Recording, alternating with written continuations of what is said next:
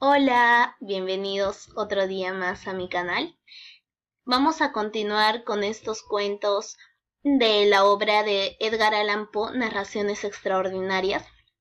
Y el día de hoy también les he traído un cuento súper interesante, que es El Pozo y el Péndulo. El Pozo y el Péndulo es un escalofriante relato de crueldad. Cuenta los tormentos, torturas y miedos que sufre un hombre en el calabozo.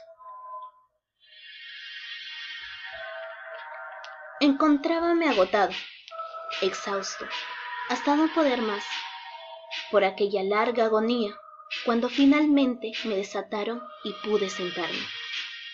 Noté que perdía el conocimiento, que me desmayaba. La sentencia, la terrible sentencia de muerte, fue la última frase claramente acentuada que llegó a mis oídos. Después, el sonido de las voces de los inquisitores me pareció que se apagaba en el indefinido zumbido de un sueño, y aquel ruido provocaba en mi espíritu una idea de rotación, quizá a causa de que lo asociaba en mis pensamientos con una rueda de molino. Pero ello duró poco tiempo. De pronto no oí nada más. No obstante, durante algún rato pude ver, pero con qué tremenda exageración, veía los labios de los jueces vestidos de negro. Eran blancos, más blancos que la hoja de papel sobre la que estoy escribiendo estas palabras, y delgados, muy delgados hasta lo grotesco, mejor dicho, adelgazados por la intensidad de su dura expresión, de su resolución inamovible, del riguroso desprecio hacia el dolor humano. Veía que los decretos de lo que para mí representaba el destino seguían saliendo de aquellos labios. Los vi cómo se retorcían al pronunciar la frase mortal, cómo formaban las sílabas de mi nombre, y me estremecí al observar que el sonido no seguía el movimiento. Durante varios momentos de espanto frenético, advertí asimismo la banda y casi imperceptible ondulación de las negras colgaduras que cubrían las paredes de la sala, y mis ojos recayeron entonces sobre los 7 altos cirios colocados encima de la mesa. Tomaron para mí, al principio, el aspecto de la caridad, y los imaginé ángeles blancos y esbeltos que debían salvarme. Pero he aquí que de pronto una náusea mortal invadió mi alma, y sentí que cada fibra de mi ser se estremecía como si hubiera estado en contacto con los hilos de una batería galvánica. Y las formas angélicas convertíanse en insignificantes espectros con cabeza de fuego, y claramente comprendí que no debía esperar auxilio alguno. Entonces, como una magnífica nota musical, se insinuó en mi imaginación la idea del dulce descanso que nos espera en la tumba. El pensamiento se introdujo en mí suave y furtivamente. Sospecho que necesité un gran rato para apreciarlo por completo, pero en el preciso instante en que mi espíritu comenzaba a sentir claramente esa idea y a acariciarla, las figuras de los jueces se desvanecieron como por arte de magia ante mí. Las altas velas se hundieron en la nada, sus llamas se apagaron por completo, y sobrevino la negrura de las tinieblas. Todas las sensaciones fingieron desaparecer como en una zambullida loca y precipitada del alma de Mijares. Y el universo fue solo la noche, silencio, quietud. Me había desvanecido, pero no puedo decirlo que hubiera perdido la conciencia por completo. No intentaré definir lo que de ella quedaba, ni tampoco puedo describirla. Solo sé que no se había ido del todo, ni siquiera en el más profundo sueño, ni en el delirio, ni en el desvanecimiento, ni en la muerte, ni aun en la tumba se va del todo. De otro modo, no existiría inmortalidad en el hombre. Cuando nos despertamos del más profundo sueño, rompemos la telaraña de algún sueño, y no obstante, un segundo más tarde, no recordamos haber soñado. Dos frases hay al volver del desmayo a la vida. Por una parte, el representado por el sentimiento de la existencia moral o espiritual, y por otra, el de la sensación de la existencia física. Parece probable que sí. Al llegar a la segunda fase, pudiésemos evocar las impresiones de la primera. Volveríamos a encontrar todos los recuerdos de lo ocurrido en el vacío del más allá. ¿Y cuál es ese vacío? ¿Cómo al menos podemos distinguir sus sombras de la tumba?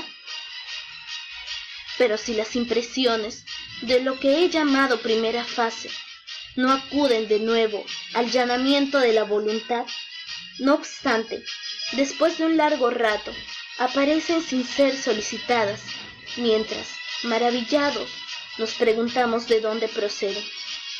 Quien no se haya desmayado nunca, no descubrirá extraños palacios y casas singularmente familiares entre las ardientes llamas.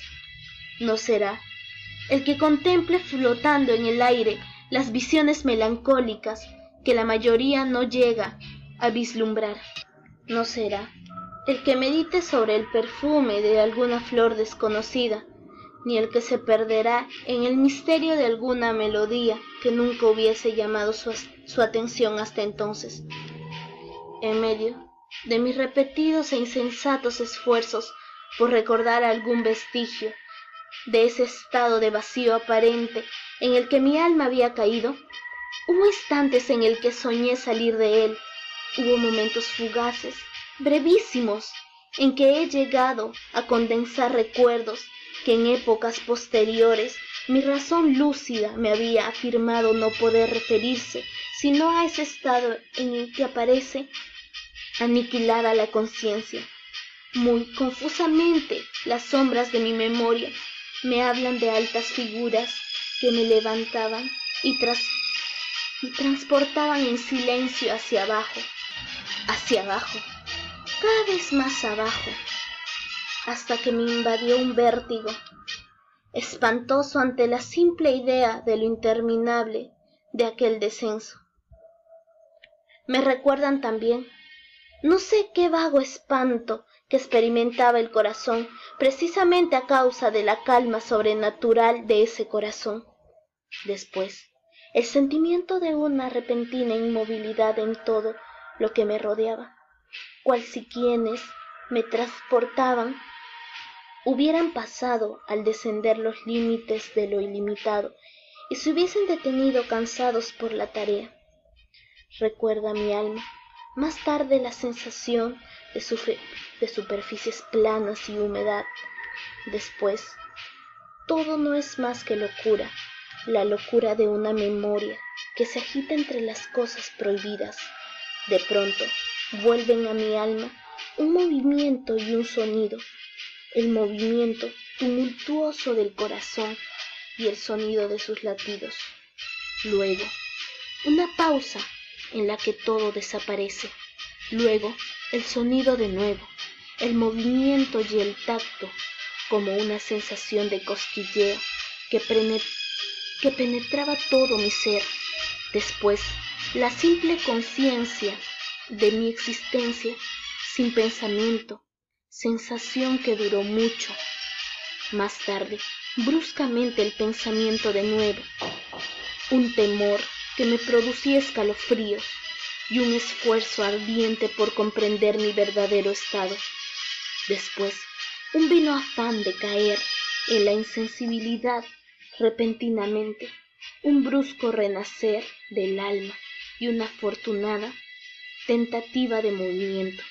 Entonces, el recuerdo completo del proceso de los jueces, de las colgaduras del armillo negro, de la sentencia, de mi debilidad, de mi desmayo, y el olvido más completo en torno a lo que ocurrió más tarde, solo en una fecha posterior, y gracias a constantes esfuerzos, he conseguido recordarlo vagamente. No había abierto los ojos hasta ese momento, pero sentía que estaba tendido de espaldas y desatado. Extendí la mano y pesadamente cayó algo húmedo y duro. Durante algunos minutos la dejé descansar allí, haciendo esfuerzos por adivinar dónde podía encontrarme y lo que había sido de mí. Sentí una gran impaciencia por hacer uso de mis ojos, pero no me atreví. Sentía miedo que la primera mirada sobre las cosas espantosas. No es que temiese descubrir cosas horribles, sino que me aterraba la idea de no ver nada. Por último, con una loca angustia en el corazón, abrí rápidamente mis ojos. Mi horrible pensamiento hallábase, pues, confirmado. Me rodeaba la negrura de la noche eterna. Me parecía que la intensidad de las tinieblas me oprimía y sofocaba. La atmósfera era intolerablemente pesada. Continué acostado tranquilamente e hice un esfuerzo por emplear mi razón.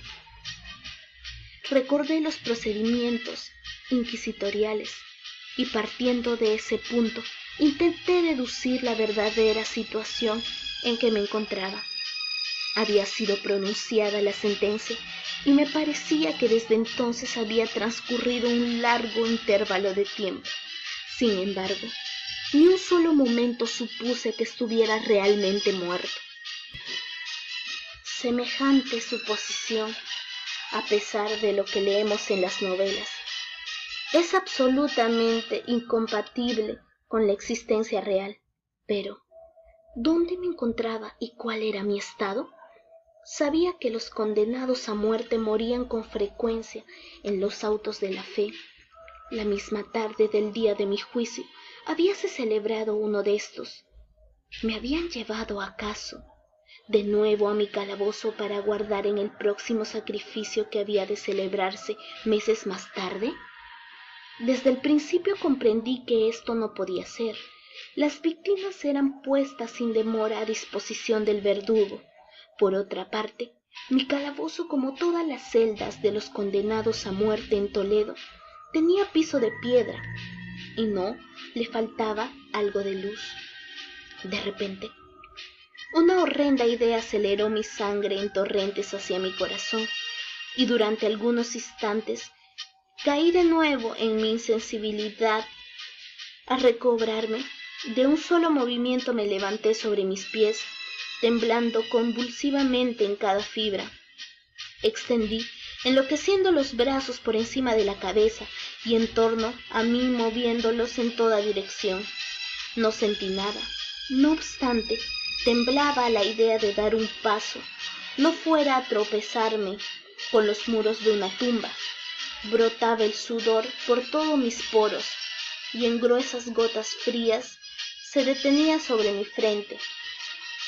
A la larga, se me hizo intolerable la agonía de la incertidumbre y avancé con precaución, extendiendo los brazos y los ojos fuera de las órbitas, esperanzando de hallar un débil rayo de luz. Di unos pasos, pero todo estaba vacío y oscuro. Respiré más libremente y por fin me pareció claro que el destino que me habían reservado no era el más espantoso de todos.